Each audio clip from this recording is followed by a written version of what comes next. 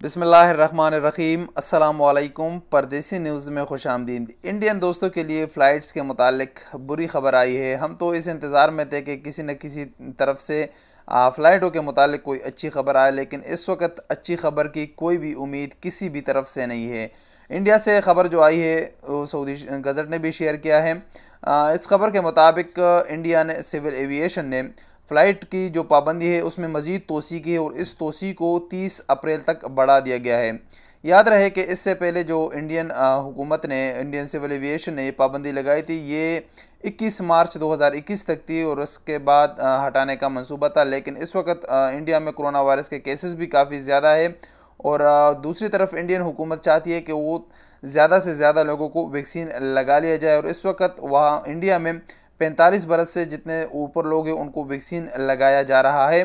तो इसी तनाजुर में इंडियन हुकूमत ने फ़्लाइट की जो पाबंदी है इसमें तोसी की है और इंडिया से जितने भी कमर्शियल एयरक्राफ्ट है, कमर्शियल फ़्लाइट्स है, उन पर 30 अप्रैल तक पाबंदी लगा दी गई है। और दूसरी, अगर हम इस वक्त दुनिया की तरफ देखें दूसरे ममालिक से फ़्लाइट के मुतालिक, तो दूसरे मुल्कों से भी फ़्लाइटों के मुतालिक कहीं किसी भी तरफ से इस वक्त कोई ऐसी न्यूज़ नहीं आ रही कि जो खुशी की न्यूज़ हो, जो आप लोगों के साथ शेयर किया जाए। क्योंकि इस वक्त कोरोना का तो पहले लहर था, दूसरा लहर था, अब तीसरा लहर सामने आया है कि इस वक्त कोरोना का तीसरा लहर चल रहा है और दुनिया में कोरोना वायरस के केसेस में इजाफा सामने आए। पता नहीं आगे क्या होगा, अल्लाह ताला बेहतर जानता है इन चीज़ों के बारे में।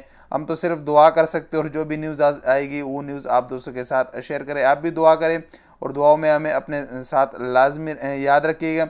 और इंशाअल्लाह जो भी कोई अच्छी अपडेट फ़्लाइटों के मुतालिक आएगी तो हम आप दोस्तों को बर वक्त आगाह करेंगे। जैसे पाकिस्तान से हो, किसी भी मुल्क से जो भी फ़्लाइटों के मुतालिक न्यूज़ होगी हम आप दोस्तों को आगाह करेंगे।